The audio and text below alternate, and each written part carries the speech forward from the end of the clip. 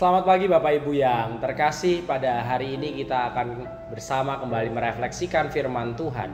Oleh karenanya marilah sebelum kita berefleksi bersama, kita tunduk di dalam doa. Mari kita berdoa. Ya Allah yang senantiasa bertahta di dalam kehidupan kami umat-Mu, kami menyerahkan diri untuk Tuhan ajak bersama-sama membangun iman dan memeliharanya. Oleh karenanya pada pagi hari ini kami akan bersama merefleksikan firman Tuhan. Tuhan yang menyertai kami sehingga kami mampu dikuatkan dalam kehidupan ini. Di dalam nama Sang Kristus, Tuhan dan Juru Selamat kami berdoa. Amin. Bapak Ibu yang terkasih, pada hari ini kita akan bersama merefleksikan bacaan firman Tuhan yang diambil dari Injil Matius pasal 10 ayat 24 sampai dengan 39. Seorang murid tidak lebih daripada gurunya, atau seorang hamba daripada tuannya. Cukuplah bagi seorang murid jika ia menjadi sama seperti gurunya, dan bagi seorang hamba jika ia menjadi sama seperti tuannya. Jika tuan rumah disebut Beelzebul, apalagi seisi rumahnya. Jadi, janganlah kamu takut terhadap mereka, karena tidak ada sesuatu pun yang tertutup yang tidak akan dibuka, dan tidak ada sesuatu pun yang tersembunyi yang tidak akan diketahui. Apa yang kukatakan kepadamu dalam gelap, katakanlah itu dalam terang. Dan apa yang dibisikkan ke telingamu, beritakanlah itu dari atas atap rumah. Dan janganlah kamu takut kepada mereka yang dapat membunuh tubuh, tetapi yang tidak berkuasa membunuh jiwa. Takutlah terutama kepada Dia yang berkuasa membinasakan baik jiwa maupun tubuh di dalam neraka. Bukankah burung pipit dijual 2 ekor seduit, namun seekor pun daripadanya tidak akan jatuh ke bumi di luar kehendak Bapamu? Dan kamu, rambut kepalamu pun terhitung semuanya. Sebab itu janganlah kamu takut, karena kamu lebih berharga daripada banyak burung pipit. Setiap orang yang mengakui aku di depan manusia, aku juga akan mengakuinya di depan Bapa-Ku yang di surga. Tetapi barang siapa menyangkal aku di depan manusia, aku juga akan menyangkalnya di depan Bapa-Ku yang di surga. Jangan kamu menyangka bahwa aku datang untuk membawa damai di atas bumi. Aku datang bukan untuk membawa damai, melainkan pedang. Sebab aku datang untuk memisahkan orang dari ayahnya, anak perempuan dari ibunya, menantu perempuan dari mertuanya, dan musuh orang ialah orang-orang seisi rumahnya. Barang siapa mengasihi bapa atau ibunya lebih daripada aku, ia tidak layak bagiku. Dan barang siapa mengasihi anaknya laki-laki atau perempuan lebih daripadaku, ia tidak layak bagiku. Barang siapa tidak memikul salibnya dan mengikut aku, ia tidak layak bagiku. Barang siapa mempertahankan nyawanya, ia akan kehilangan nyawanya. Dan barang siapa kehilangan nyawanya karena aku, ia akan memperolehnya. Demikianlah firman Tuhan. Berbahagialah setiap dari kita yang mendengarkan dan memperlakukan firman tersebut di dalam kehidupan sehari-hari. Haleluya. Salam sejahtera bagi kita semua. Bapak Ibu yang terkasih, dalam dunia perdagangan, para pedagang biasanya menawarkan dagangannya dengan segala kelebihan atau keunggulannya. Lihat saja iklan di televisi. Kecap ini manis, terbuat dari kedelai hitam pilihan yang ditanam dan dirawat dengan sepenuh hati seperti membesarkan anak sendiri. Nah, rasa-rasanya kok tidak mungkin. Mana ada orang tua yang merawat kedelainya atau tanamannya seperti anak sendiri. Pagi-pagi dibangunin, suruh sekolah, sore-sore diajak mandi dan sebagainya. Rasa-rasanya kok tidak mungkin. Jarang ada pelanggan atau penjual yang menawarkan barang dagangannya dengan menyebutkan kelemahan-kelemahan produknya. Biasanya yang terjadi ketika kita melihatnya, ya selalu ditawarkan beragam kelebihannya. Misalnya, tidak pernah ada pedagang yang menawarkan produk saya dapat menyebabkan diabetes, asam urat, atau produk saya mudah basi dan mudah rusak. Pelanggan pun tentu ketika mendengar ini pasti tidak akan tertarik dengan produk yang diperjualbelikan tersebut. Namun sebaliknya, iman Kristen bukanlah bab pedagang yang mempromosikan yang baik-baik saja atau yang menyenangkan saja atau bahkan mengiming-imingi janji-janji berkat atau surga untuk menarik banyak jemaat. Mengikuti Yesus bukanlah soal hidup yang berlimpah berkat, melainkan menjalani hidup sehari-hari dengan segala pergumulan dan tantangannya. Jika kita membaca teks minggu ini, kita melihat Yesus memanggil murid-muridnya tanpa iming-iming atau janji-janji surga atau bahkan berkat yang melimpah. Yesus bahkan menjelaskan di bagian awal panggilannya terhadap para murid akan menghadapi bahaya dan tantangan yang luar biasa. Maka kalau kita membaca di bagian sebelumnya, di bagian ayat 13, Yesus mengumpamakan para murid atau mereka seperti domba-domba yang diutus ke tengah-tengah serigala. Mereka akan dibenci, dianiaya karena Yesus, bahkan mungkin oleh orang-orang terdekatnya. Bagian kita pada hari ini dalam Injil Matius 10 pasal 34, di sana Yesus bahkan mengatakan sesuatu yang berlainan dari yang kita percayai. Aku datang bukan untuk membawa damai, melainkan membawa pedang. Bagaimana mungkin Yesus yang selama ini kita yakini sebagai pembawa damai mengklaim dirinya datang bukan untuk membawa damai, melainkan pedang? Tentu kita akan menolak pernyataan ini jika kita membaca bagian ini secara terpisah.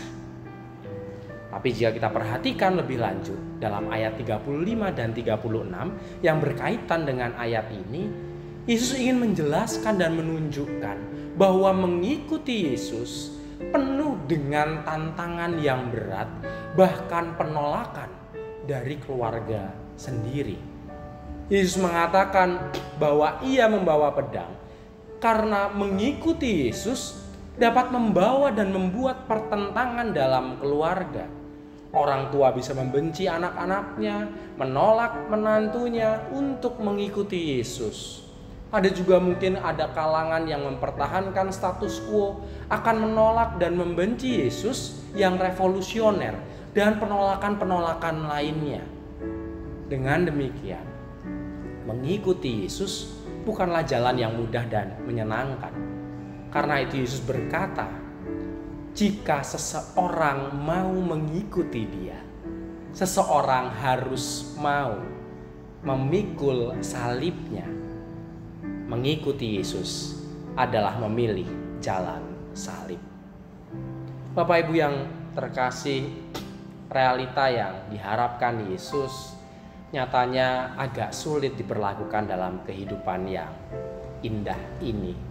Masalah yang sering terjadi adalah banyak orang Kristen yang mau mengikuti Yesus tapi nggak mau susah. Pendeta Eka Dharma Putra dalam salah satu buku seri selamatnya menyebut orang Kristen yang demikian dengan nama orang Kristen plus minus. Ada orang-orang yang mengikuti Tuhan Yesus tetapi melihat plusnya. Ada yang pengen plus berkat, plus kekayaan, jabatan, plus sehat, plus usaha yang berhasil. Tapi ada juga orang Kristen minus. Orang Kristen yang mau mengikuti Yesus, mau melayani Yesus asalkan minus penderitaan, penganiayaan, minus penyakit, minus sakit hati, atau minus segala hal yang susah-susah. Mengikuti Yesus hanya ingin yang baik-baik, tetapi tidak ingin bergelut dalam kehidupan. Saudara-saudari yang terkasih, beriman adalah sebuah hal yang harus dibarengi dengan sebuah komitmen di dalamnya. Sebagaimana tema hari ini, kita diajak untuk merenungi apa itu komitmen. Komitmen bukan sekedar perkataan yang mengandung janji. Karena kenyataannya sampai hari ini beragam janji telah manusia buat dan tak terhitung pula pelanggarannya. Ataupun komitmen bukan sekedar kesediaan untuk melakukan sesuatu. Karena motif untuk melakukan sesuatu dapat didasari oleh banyak hal. Apa itu komitmen? Menurut Kamus Webster, komitmen adalah suatu persetujuan atau penyerahan diri untuk melakukan sesuatu di waktu yang akan datang. Yang juga mengartikan komitmen dengan arti yang kedua, sesuatu yang sifatnya mengikat dan disetujui. Ataupun yang ketiga, komitmen adalah kondisi atau keadaan di mana seseorang terikat untuk melakukan sesuatu. Misalnya ketika kita mendapatkan dorongan untuk melakukan kewajiban moral kita. Jika melihat dan memperhatikan definisi di atas, maka sebenarnya cukup jelas apa yang dinamakan sebuah komitmen. Komitmen melibatkan persetujuan dan janji yang mengikat, bahkan penyerahan diri untuk melakukan sesuatu. Karena itu adalah sebuah persetujuan, maka seseorang yang sudah berkomitmen tidak melakukannya dengan terpaksa atau terbeban, karena sama-sama setuju. Karena itu sifatnya mengikat, maka seseorang tidak hanya melakukannya dengan mengucapkan saja, berjanji untuk memegang komitmen, tetapi karena itu sebuah persetujuan tanpa paksaan dan mengikat, seseorang akan melakukannya dengan wujud yang nyata. Komitmen lahir dari kesungguhan memegang teguh untuk melakukan atau percaya pada sesuatu tanpa prasyarat atau keadaan tertentu. Kita harus berusaha melakukan yang benar dan bertindak jujur, sekalipun dunia di sekeliling kita penuh dengan kepalsuan dan tantangan. Demikianlah panggilan kita di minggu ini. Kita diajak untuk tetap menyuarakan kebenaran, keadilan, kepedulian kita, pembelaan terhadap yang tertindas. Meski dipenuhi dengan beragam tantangan. Karena lihat saja di dunia ini, ada orang yang berusaha jujur dalam pekerjaannya tetapi dihambat karirnya. Ada orang yang membela kesetaraan dan menolak diskriminasi tapi dikriminalisasi. Ada juga dalam masa-masa COVID ini orang yang niatnya mencegah penularan COVID dengan tetap disiplin melakukan atau menjaga segala perjumpaannya, pakai masker, pakai hand sanitizer, dan seterusnya. Namun seringkali dikatakan orang tersebut cemen atau bahkan tidak beriman. Ada banyak kasus lain di dunia ini di mana seseorang yang ingin menyuarakan kebenaran harus berhadapan dengan kesulitan, persekusi, bahkan penganiayaan. Percaya kepada Yesus dan melakukan pekerjaan-pekerjaannya adalah sesuatu yang sangat beresiko, bahkan membuat nyawa kita terancam. Dalam kondisi demikian mungkin kita bertanya, bagaimana saya bertahan mengikuti Yesus dengan konsekuensi sesulit itu? Tuhan Yesus memang tidak menjanjikan bahwa mengikuti Dia akan selalu senang. Ia bahkan mengatakan bahwa mengikuti Dia penuh dengan kesulitan dan ancaman yang menimbulkan ketakutan. Tapi Ia juga mengatakan dalam bagian kita, janganlah kamu takut. Yesus tidak menyuruh kita untuk melakukan sesuatu hal yang menantang atau nekat. Tapi Yesus tahu bahwa murid-muridnya pasti akan mengalami kekhawatiran, ketakutan ketika harus berkarya di tengah ancaman. Tapi Ia juga menjanjikan lewat bacaan kita hari ini, burung pipit pun dipelihara. Hal ini menjadi sebuah penguat bagi kita untuk terus memegang teguh kebenaran dalam iman. Karena itu, di tengah ketakutan, ancaman, bahaya, marilah terus kita suarakan kebenaran dan keadilan. Percayakanlah diri kita pada penyertaan Tuhan, karena Ia yang memampukan kita untuk tetap terus menyuarakan iman kita di tengah dunia. Percayakanlah kehidupan kepada Tuhan dengan tetap menyuarakan kebenaran. Tuhan menyertai kehidupan kita. Amin. Saat teduh bagi kita. Ada persembahan pujian dari tim rekaman. Marilah kita bersama mendengarkan.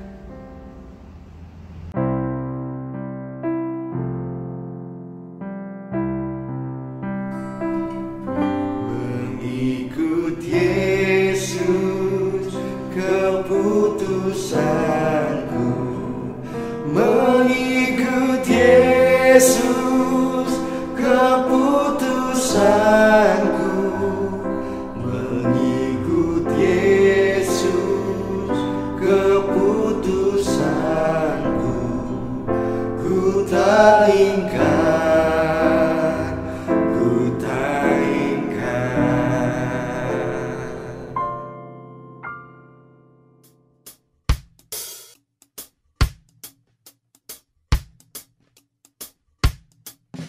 Dunia di belakang, salib di depan.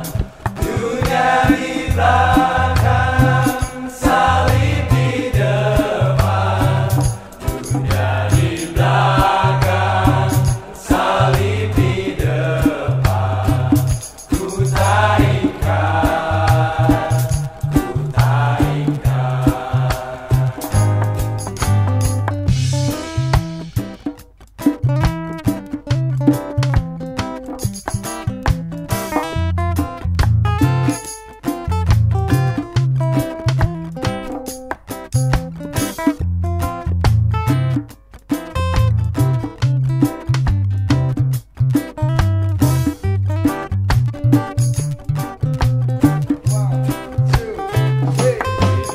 Decide now to follow Jesus. Will you decide now to follow Jesus? Will you decide now to follow Jesus? No turning back, no turning back. Don't worry about a thing.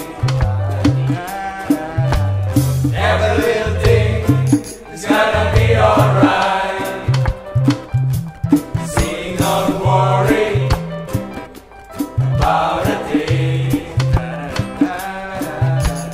Every little thing is gonna be alright. Sing, don't worry about a thing. Every little thing is gonna be alright. Sing, don't worry about a thing. Every little thing is gonna be alright. Don't worry about a thing. Every little thing is gonna be alright. Sing, don't worry about a thing. Every little thing is gonna be alright.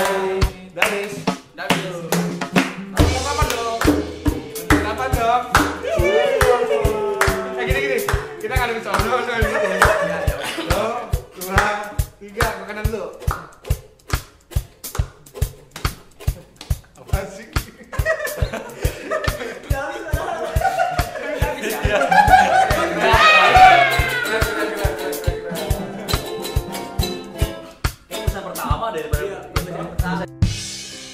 Terima kasih atas persembahan pujiannya. Saat ini marilah kita bersama-sama mengikrarkan iman dan percaya kita dalam pengakuan iman rasuli yang demikian. Aku percaya kepada Allah Bapa yang Maha Kuasa, Khalik langit dan bumi, dan kepada Yesus Kristus anaknya yang tunggal Tuhan kita, yang dikandung daripada Roh Kudus, lahir dari anak darah Maria, yang menderita di bawah pemerintahan Pontius Pilatus, disalibkan, mati dan dikuburkan, turun ke dalam kerajaan maut. Pada hari yang ketiga, bangkit pula dari antara orang mati, naik ke surga, duduk di sebelah kanan Allah Bapa yang Maha Kuasa, dan akan datang dari sana untuk menghakimi orang yang hidup dan yang mati. Aku percaya kepada Roh Kudus, gereja yang kudus dan am, persekutuan orang kudus, pengampunan dosa, kebangkitan orang mati, dan hidup yang kekal. Marilah kita mengarahkan hati kita kepada Tuhan. Jadilah saksi Kristus. Terpujilah Tuhan. Kini terimalah berkat yang menguatkan yang berasal dari Tuhan. Tuhan memberkati engkau dan melindungi engkau. Tuhan menyinari engkau dengan wajah-Nya dan memberi engkau kasih karunia. Tuhan menghadapkan wajah-Nya kepada engkau dan memberi engkau damai sejahtera. Amin.